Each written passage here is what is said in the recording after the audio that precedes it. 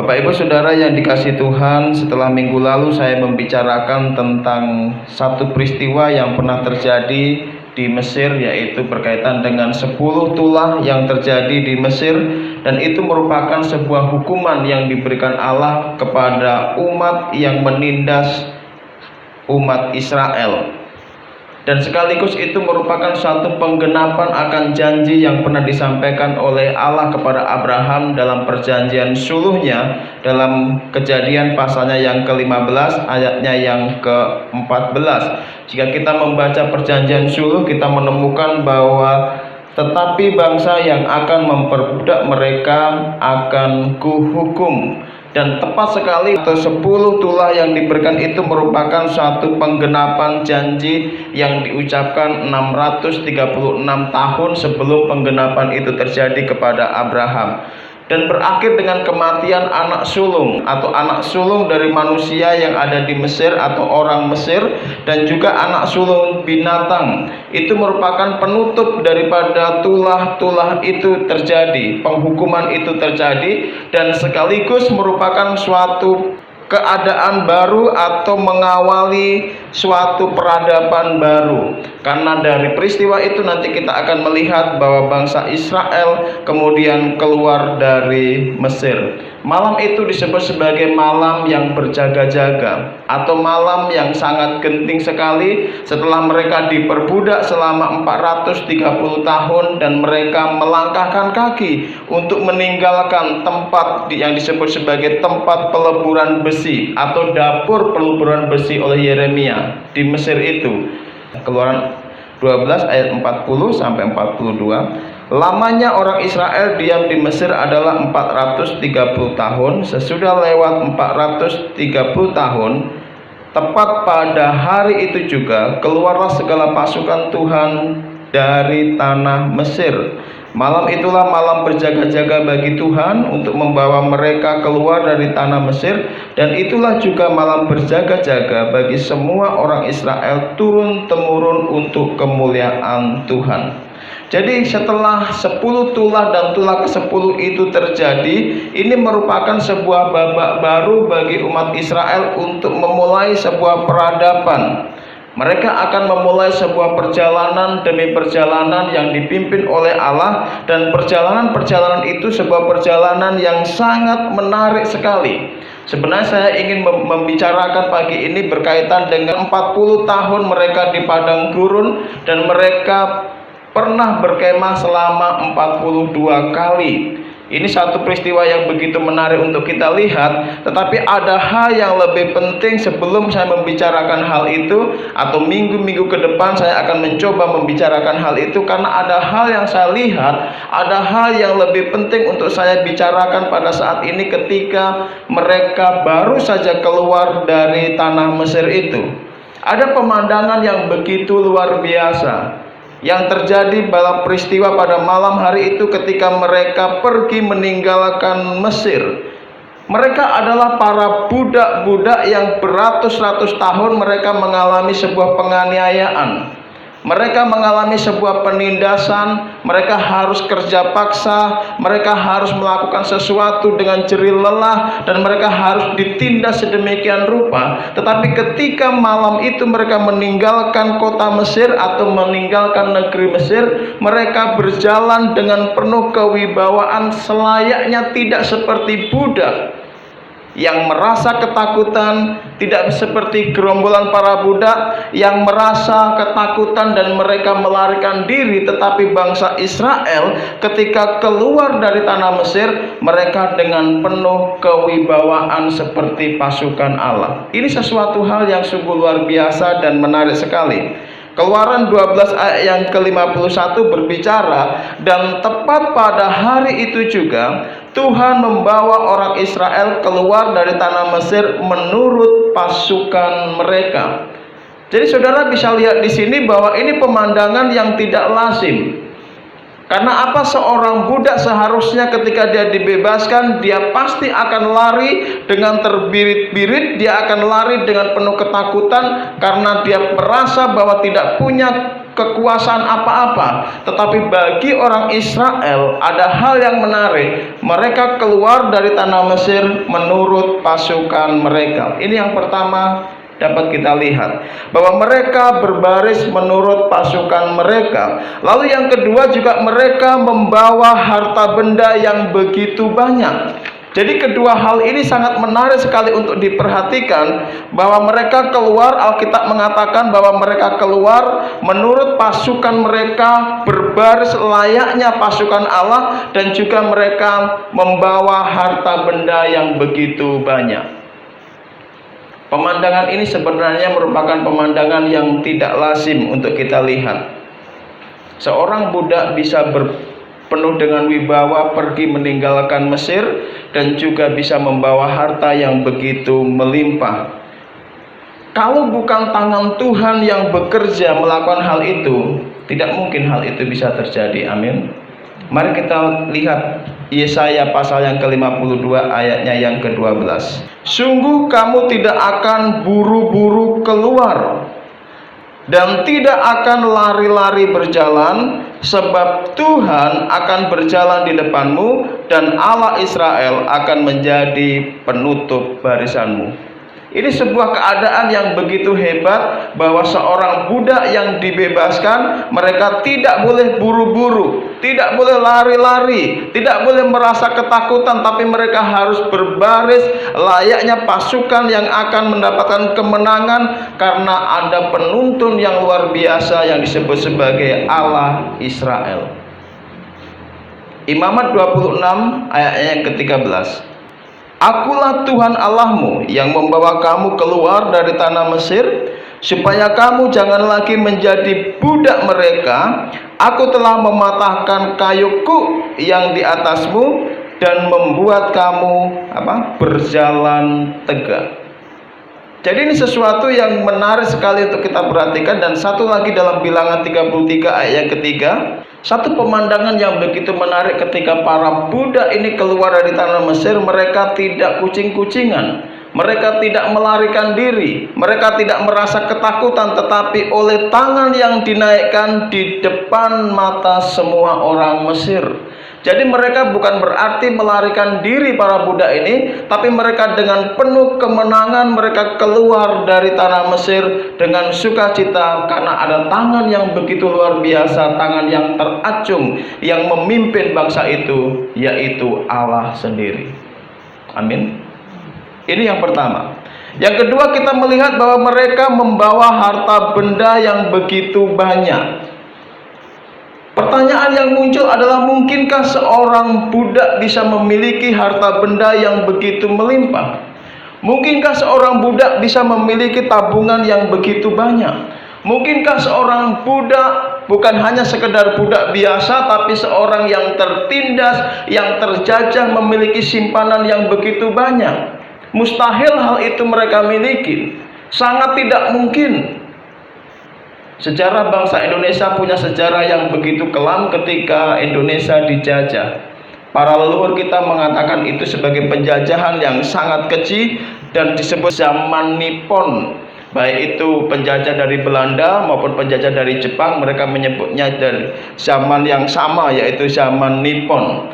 Tidak ada orang yang punya kesempatan bagi warga negara Indonesia yang terjajah itu memiliki harta benda yang banyak. Tidak hanya punya kesempatan memiliki tabungan emas, permata, dan segala macam. Bahkan saya pernah mendengar cerita dari nenek saya, itu orang-orang kalau punya baju atau pingin punya baju, tidak bisa baju yang berbahan katun seperti ini, atau bahan yang lebih baik. Hanya karung goni yang bisa dipakai untuk baju, menunjukkan bahwa keadaan yang begitu tertindas. Tetapi yang menarik, Alkitab nanti mengatakan bahwa bangsa ini akan keluar dengan membawa harta benda yang begitu banyak. Bagaimana kita bisa melihat hal ini? Saudara harus kembali lagi mengingat tentang perjanjian Allah kepada Abraham 636 tahun sebelum peristiwa itu terjadi. Sekali lagi kita baca ayat ini, kita lihat ayat ini, Kejadian pasal yang ke-15 ayat yang ke-14. Saudara perhatikan di bagian yang kedua. Bagian yang pertama, tetapi bangsa yang akan memperbudak mereka akan kuhukum. Kemudian, dan sesudah itu mereka akan keluar dengan membawa harta benda yang banyak. Jadi membawa harta benda yang banyak itu masuk di dalam perjanjian suluh Allah. Jadi kalau itu sebuah janji yang diucapkan Allah, sudah pasti bahwa janji itu akan digenapi. Tidak peduli bagaimana caranya, bukan urusan kita. Tidak peduli bagaimana susahnya, bukan urusan kita. Tapi yang jelas bahwa Allah pasti akan menggenapi kalau itu adalah sebuah janji atau perjanjian yang disampaikan kepada umatnya. Amin. Ketika Allah berjanji bahwa setiap orang percaya akan mendapatkan surga, dan janji itu pasti akan digenapi. Ketika Allah berjanji bahwa orang-orang yang tidak menerima anugerah Allah akan dimasukkan ke dalam neraka yang kekal, dan janji itu akan digenapi. Ketika Yesus berjanji bahwa jangan gelisah hatimu, percayalah kepadaku dan percayalah kepada Allah, bahwa di rumah Bapakku banyak tempat tinggal dan aku pergi ke sana untuk menyediakan tempat bagimu, supaya di mana aku berada, kamu pun berada. Yohanes 14 ayat 1 dan 2. Dan itu pun pasti akan digenapi. Amin. Apakah ada di antara saudara yang duduk di tempat ini yang meragukan janji Tuhan dalam hidup saudara? Tidak peduli bagaimana Tuhan bisa menggenapi, itu bukan urusan saya dan saudara. Yang pasti kalau itu adalah janji yang diberikan oleh saudara, janji yang diberikan oleh Tuhan kepada kita, sudah pasti itu akan digenapi dengan cara Tuhan yang begitu luar biasa. Banyak sekali anak-anak muda yang kadang-kadang mengeluh di dalam gereja karena merasa bahwa kalau saya bertahan berkomunitas di dalam komunitas orang-orang gereja, komunitas orang-orang Kristen, waduh, saya bisa sampai tua, sampai elek, saya nggak nikah-nikah, Pak. Karena nggak ada orang lain yang sebaya dengan saya.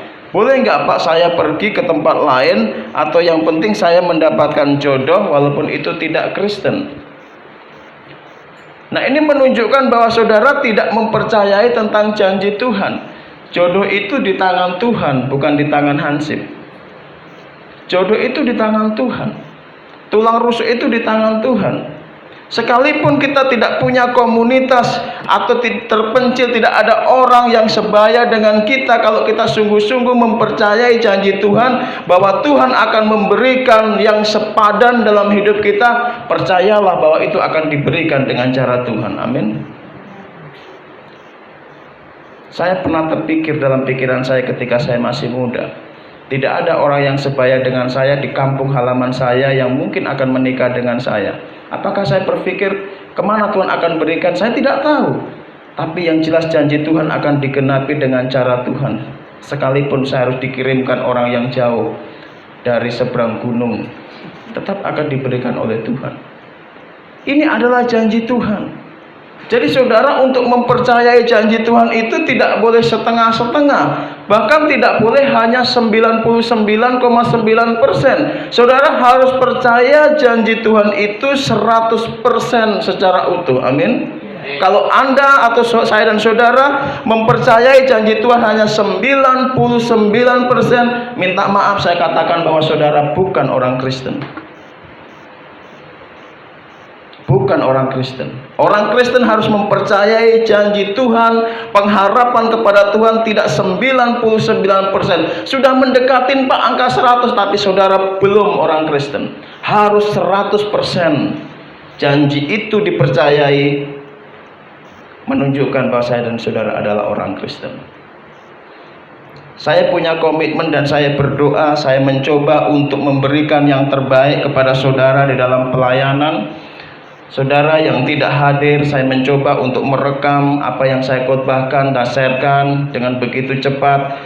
Kadang-kadang ketika saya membuat video-video yang saya buat itu bukan hal yang mudah. Nanti saudara yang ingin coba-coba silakan coba buat video, dan itu bukan hal yang mudah. Begitu banyak hal-hal yang harus kita pikirkan, kemudian yang harus kita tuangkan di sana untuk membuat hanya sebuah konten yang kemudian orang lain akan menikmati, walaupun hanya sekedar khotbah atau pembicaraan-pembicaraan yang lain. Ada hal-hal yang harus dilalui, ada proses-proses yang harus dilalui. Lalu proses terakhir itu namanya upload kepada YouTube, atau upload untuk mengirimkan itu kepada YouTube. Nanti saudara bisa membuka dan dengan sebentar saja sudah akan menemukan barang yang diupload itu. Beberapa waktu yang lalu saya mencoba upload sebuah konten khotbah saya, dan kemudian uploading itu berjalan sesuai dengan keinginan saya sampai dalam titik 99%. Lalu dalam titik itu macet dan saya tunggu. Karena ada pakarnya, kemudian saya bilang, Mas Wawan, ini piye kok kayak gini macet? Tunggu aja Pak. Berapa menit? Pokoknya tunggu Pak. Saya tunggu sampai habis kopi 1 gelas. Saya tunggu sampai habis kopi 2 gelas. Kalau dihitung kopi, saya tunggu sampai ada 2 jam. Loh, ini piye maksudnya ini kok masih 99%? Lalu di bawahnya ada tulisan namanya close. Lalu kemudian saya pencet close. Saya berharap sudah 99 kok pasti bisa masuk. Dan saya close. Kemudian saya buka di YouTube saya, itu disilang, warnanya merah dan tidak terkirim sama sekali. Padahal saya sudah menunggu itu 4 jam, hanya membutuhkan 1% untuk mengokekan menjadi 100%. Jadi Bapak Ibu Saudara, kalau kita percaya kepada Yesus dengan janji-janjinya, kita tidak boleh percaya hanya setengah-setengah. 99% pun itu tidak bisa. Harus mempercayai 100% bahwa saudara dikatakan sebagai orang yang menerima janji kepada Tuhan. Amin. Harus. Cara Tuhan itu begitu unik dan begitu luar biasa. Ketika Dia menggenapi janjinya, cara Tuhan beda dengan cara manusia. Kadang-kadang tidak bisa kita selami. Betul sekali kalau Yeremia, Yesaya mengatakan hal itu, bahwa cara Tuhan itu berbeda dengan cara kita. Sungguh unik, dan Tuhan bisa menggenapi janji yang begitu sulit dan kadang-kadang tidak masuk akal. Dan ketika Tuhan berkata bahwa bangsa ini akan keluar dengan membawa harta benda yang banyak, secara manusia saya berkata bahwa ini adalah sesuatu hal yang tidak masuk akal. Tapi Tuhan punya cara yang begitu hebat. Perhatikan di dalam Keluaran pasal yang 11 ayatnya yang kedua. Ini yang harus dilakukan oleh bangsa Israel untuk ikut di dalam perjanjian dan bisa menerima janji yang dikatakan oleh Tuhan. Baiklah, katakan kepada bangsa itu supaya setiap laki-laki meminta barang-barang emas dan perak kepada tetangganya, dan setiap perempuan kepada tetangganya pula. Lalu di pasal yang ke-12 ayatnya yang ke-35, orang Israel melakukan juga seperti kata Musa. Mereka meminta dari orang Mesir barang-barang emas dan perak serta kain-kain. Dan Tuhan membuat orang Mesir bermurah hati terhadap bangsa itu, sehingga memenuhi permintaan mereka. Demikian mereka merampasi orang Mesir itu. Jadi Tuhan memerintahkan kepada Musa untuk disampaikan kepada bangsa Israel bahwa perintahkan bangsa itu untuk meminta barang-barang kepada orang Mesir. Dan orang Israel melakukan hal itu, dan Tuhan membuka hati untuk orang-orang Mesir dengan bermurah hati, dengan sukarela memberikan barang-barang itu kepada orang Israel. Pertanyaannya, apakah ini sebuah tindakan yang mudah ketika melakukan pekerjaan ini? Orang Israel ini bukan sahabatnya orang Mesir. Orang Israel ini bukan bosnya orang Mesir. Orang Israel ini adalah budak bagi orang Mesir. Lalu Tuhan perintahkan untuk meminta barang-barang yang ada bagi orang Mesir sebagai perbekalan mereka nanti pergi. Ini bukan perkara yang mudah. Kalau ini adalah seorang sahabat, ini mudah. Saya punya sahabat, kemudian saya bicara, boleh nggak pinjam sepatunya? Pakai saja Pak. Mudah. Boleh nggak pinjam jaketnya? Pakai saja Pak. Gampang. Ketika saya perjalanan, suatu waktu saya pergi ke kota, kemudian ada seorang tukang ojek online yang naik motor biasa sambil lihat handphonenya, lalu temannya dari sebelah kiri itu ditendang motor itu, lalu terbuyung-buyung dia. Bahasanya sudah agak kasar, lalu dilihat temannya, ketawa dia. Saudara bayangkan, dia bisa ketawa karena siapa? Karena temannya. Kalau seandainya itu yang saya nendang, apa yang terjadi? Perkelahian, tidak mungkin tertawa. Kalau seandainya itu saya yang tidak kenal dengan mereka, kemudian saya tendang, kemudian dia lihat dia nggak kenal, pasti akan dikejar, pasti akan berantem. Tapi karena temannya, sering ya kita berguru itu kita berani karena teman. Coba sama orang lain, naik motor kemudian saudara dorong begitu, nggak kenal, siapa kamu? Udah langsung berantem. Tapi karena teman, wah udah gini, langsung angkat tangan dan ketawa. Saya di belakangnya, itu bisa terjadi karena teman. Nah, ini persoalannya, orang Israel ini disuruh minta kepada orang Mesir. Ini bukan sahabat, ini bukan temannya, ini bukan bawahannya, tetapi ini adalah kelompok orang yang pernah menindas mereka, kelompok orang yang menindas keadaan orang Israel. Disitulah Tuhan perintahkan bahwa pergi dan minta. Tentu bukan hal yang mudah, tapi pada saat orang Israel mau melakukan hal itu, Tuhan di ayat 36 membuat hati orang Mesir bermurah hati. Jadi persoalannya, seringkali Tuhan perintahkan kepada saya dan juga saudara untuk melakukan hal-hal yang sulit, yang kadang-kadang kita merasa langsung menutup diri. Aduh, saya nggak bisa lakukan hal itu. Saya nggak bisa Tuhan untuk membuat hal ini. Saya nggak bisa deh untuk melakukan hal ini, terlalu berat. Tapi pada waktu saudara mau melakukan hal itu, ingat, Tuhan akan membuka cara yang begitu hebat. Di sini letak kesetiaan yang harus dibangun. Mungkin kita merasa bahwa kok aku disuruh melakukan hal ini terlalu berat sekali Tuhan, aku nggak maulah lakukan hal ini. Seperti orang Israel, seandainya dia tidak mau meminta kepada orang Mesir, mustahil Tuhan membuka hati orang-orang Mesir. Tetapi ketika mereka melakukan dengan apa yang dikatakan oleh Musa, dan Tuhan yang membuka hati orang-orang Mesir, disitulah letaknya bahwa harta-harta benda itu bisa didapatkan oleh orang Israel. Bukan karena tabungan, bukan karena simpanan. Budak kok punya simpanan, kok punya tabungan rekening. Bukan karena emas, punya emas, tidak punya apa-apa. Tapi Tuhan yang mengerjakan hal itu. Yang menarik, saya berpikir bahwa ini merupakan upah yang disiapkan Tuhan untuk orang Israel yang tertindas selama 430 tahun. Dan Tuhan mempersiapkan upah itu untuk mereka. Amsal 28 ayat yang ke-8.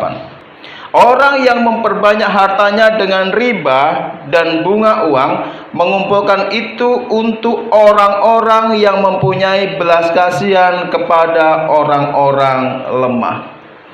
Mengumpulkan itu untuk siapa? Untuk orang-orang yang mempunyai belas kasihan kepada orang-orang lemah.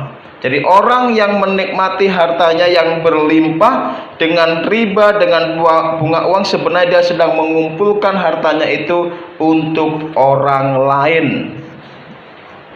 Kita coba baca dalam Ayub pasal yang ke-27 ayat 16 sampai dengan ayat yang ke-17.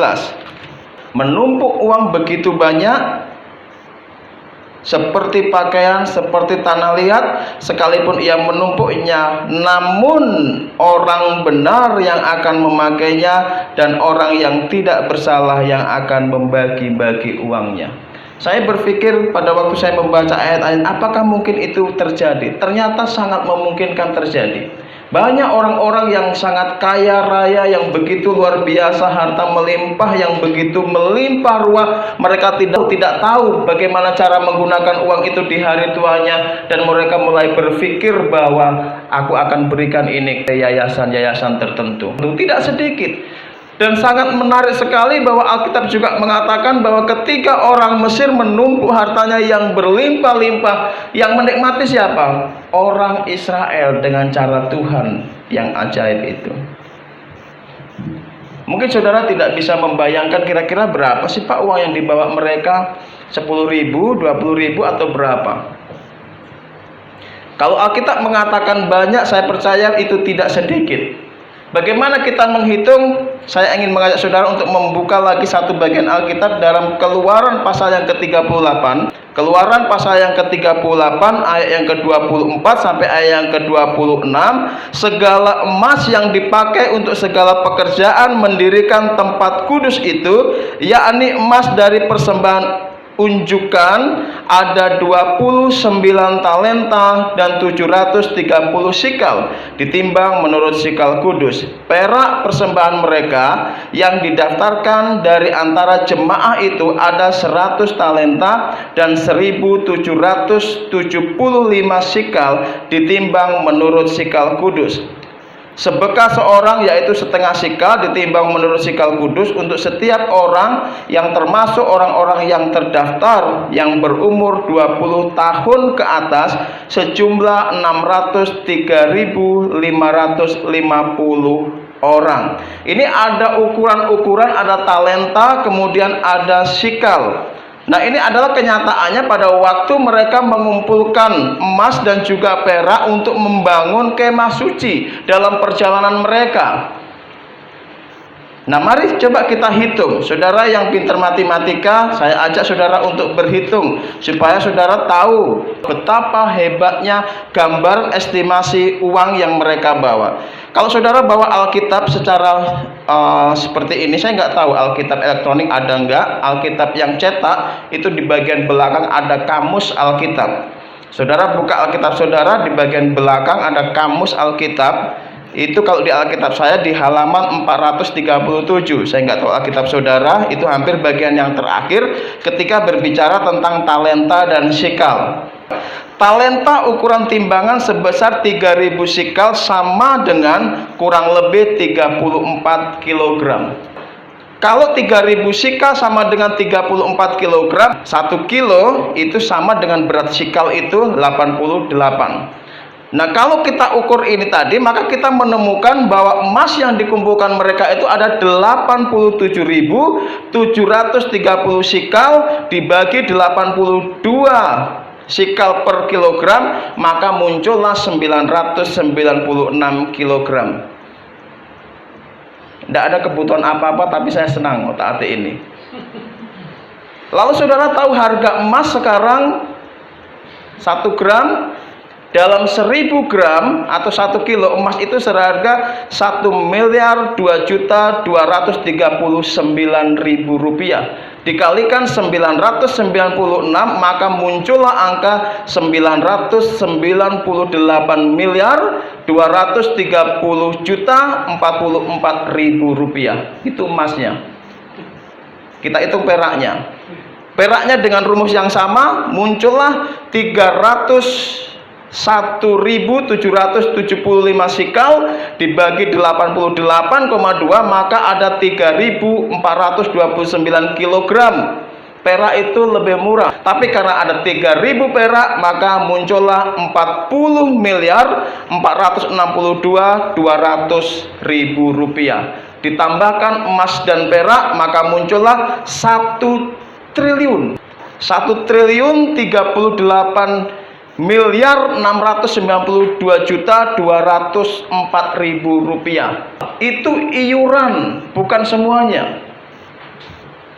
Kalau saudara membaca tadi Keluaran 38, itu adalah iuran yang dibawa oleh mereka untuk mendirikan bait Allah. Mereka membawa semua orang dikumpul sampai berat seperti itu. Kalau diuangkan sekarang itu nilainya 1.038 miliar. Jadi kalau Tuhan berkata bahwa itu banyak, berarti tidak sedikit. Nah, hitungannya apa? Ini contohnya, estimasinya. Kalau yang dikumpul aja sama mereka sebagai persembahan untuk membangun bait Allah sekian banyak sampai 1 triliun, bagaimana mereka yang di rumahnya masing-masing yang masih disimpan?